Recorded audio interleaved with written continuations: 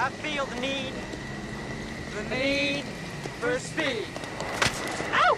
Top Gun Maverick hit theaters on the 27th of May, and as of the production of this video, it's the beginning of September and it's still on screens, thrilling thrill seekers and nostalgia buffs alike. Pete Maverick Mitchell's Black Sheep Squadron of One has buzzed the box office towers by blending the new with the familiar. With so much packed into one film, it bears another look at the hidden details in the summertime movie champ. So let's turn it and burn it and dive right into it.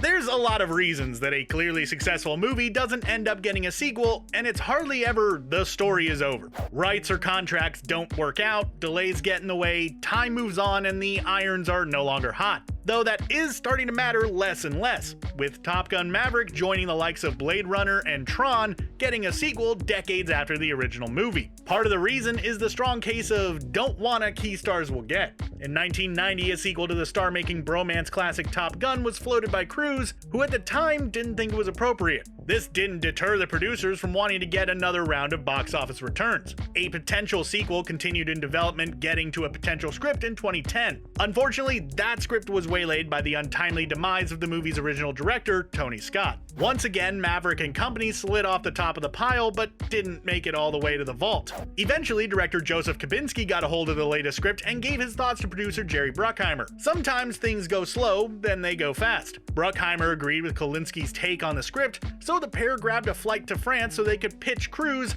in the half an hour he had between scenes while filming Mission Impossible. That's when Kosinski learned that Cruise was really not looking to make a Top Gun sequel. However, the director managed to sell the star on the film via the relationship between Maverick and his now adult son. For a little extra spice, they told Cruise it wouldn't be Top Gun 2, but Top Gun Maverick. At the end of the half hour, Tom Cruise was on the phone with Paramount telling them that they were making a Top Gun sequel, because he's Tom Cruise and he can do that. Much has been written about the over $11,000 an hour use of actual F-18s for the movie, with the actors strapped into the back seat to pretend that they're flying the real deal. A super grown-up version of riding in the back of the car as a kid with that Playmobil plastic wheel. As dynamic as the real jets and real G-forces on the actors were, there was another attention grabber right up front. We open the movie finding Maverick is on loan to the Lockheed Skunkworks, the division of the aircraft maker that's full of secrets. And the aircraft Maverick is testing to get to Mach 10 looks suspiciously like something Skunkworks is actually working on. Except it doesn't really exist yet. Or does it? It doesn't.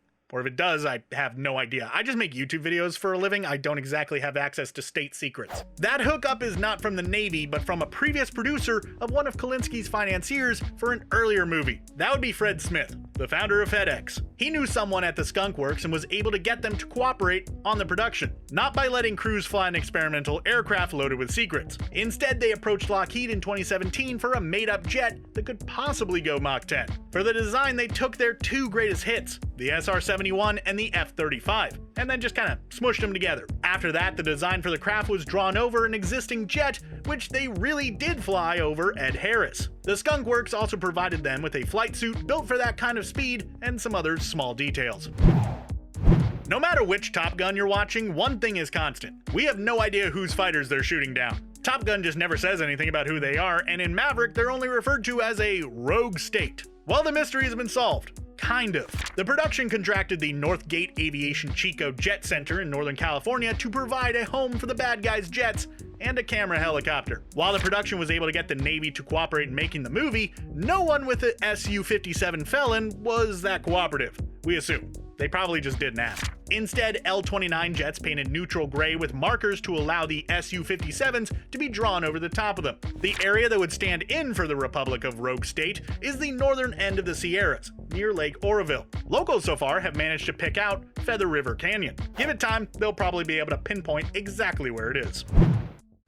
One of the elements of Maverick is that the pilots are all flying FA-18 Hornets, which, the story tells us, are no match for the dreaded 5th generation fighter. Who knew fighter jets had generations?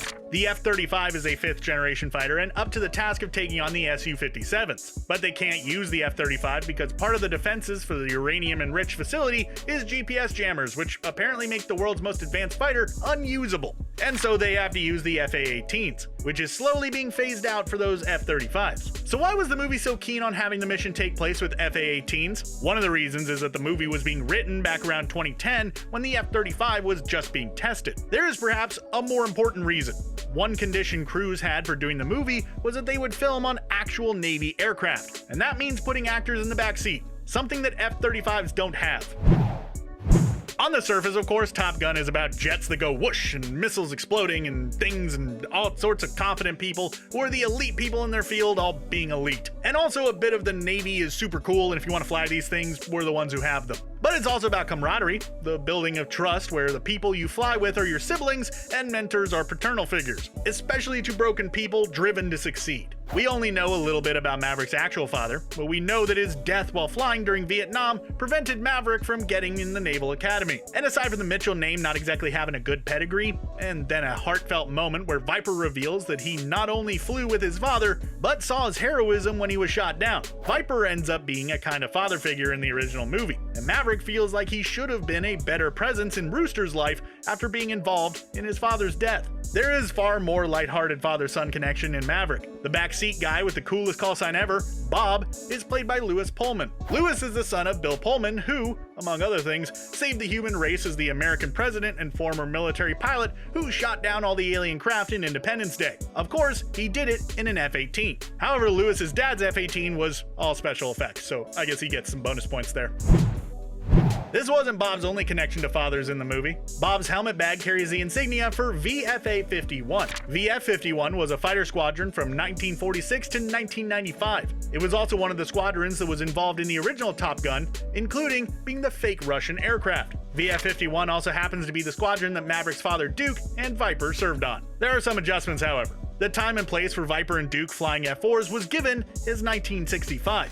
Except F-4s were too big for the specific carrier they said they landed on, so they were more than likely flying F-8s during that time. But also none of this happened, and it's a movie, so who really cares? Phoenix has a patch for VFA-41. VFA-41 has a different kind of connection to Top Gun. In the original movie, the post-graduation mission that finally bonds Iceman and Maverick is to intercept fighters that at a certain range can fire missiles that could sink the aircraft carrier. This was inspired by an incident in 1981 in the Gulf of Sidra. Essentially, Libya's leader Gaddafi pointed at the Gulf and said, "Mine." Then in 1981, Reagan sent carriers into the recognized international waters that Libya had said was theirs.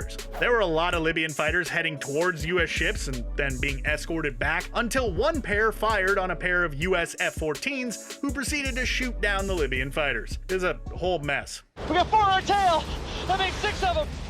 Lead make us closing in the guns range. There is a school of thought in movies that the two most important shots in a film are the first and the last. After replicating the opening, the next step is to replicate the end shot. But there would probably be no way the Navy would let him keep the F-14 he hotwired from the Republic of Rogue State. But he does have that P-51 he was restoring at the beginning of the movie. What better way to demonstrate that he heard his friend's message to him and let him go than to do the closing barrel roll into the sunset with Penny, the Admiral's daughter. Kinda sweet when you really think about it. There's a practice of re-examining 80s movies and discovering that it's possible we were rooting for the wrong character. Turns out when Iceman dresses Maverick down in the locker room, he's not wrong. Maverick's unpredictability does put people at risk, and his reliance on instinct would get him in trouble. It does help that it was being played by an actor who could pull off chomping his teeth as a way to intimidate someone. Now, to make this movie, Cruise's other demand was that Val Kilmer would return for the movie. Unfortunately, Kilmer lost his voice to throat cancer. To pull all of this off, Kilmer had teamed up with Sonantic to create an artificial intelligence-generated facsimile of his voice by using hours of samples from footage of him over the years. That data is now being used by those developers to help build it out for others who have similarly lost their voice.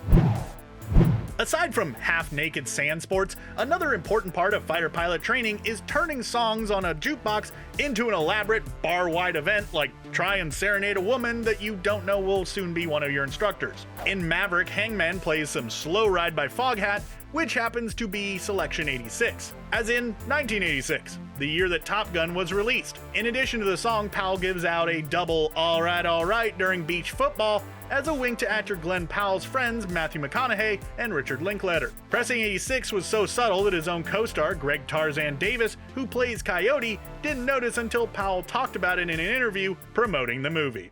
You can be my wingman anytime. You can be mine.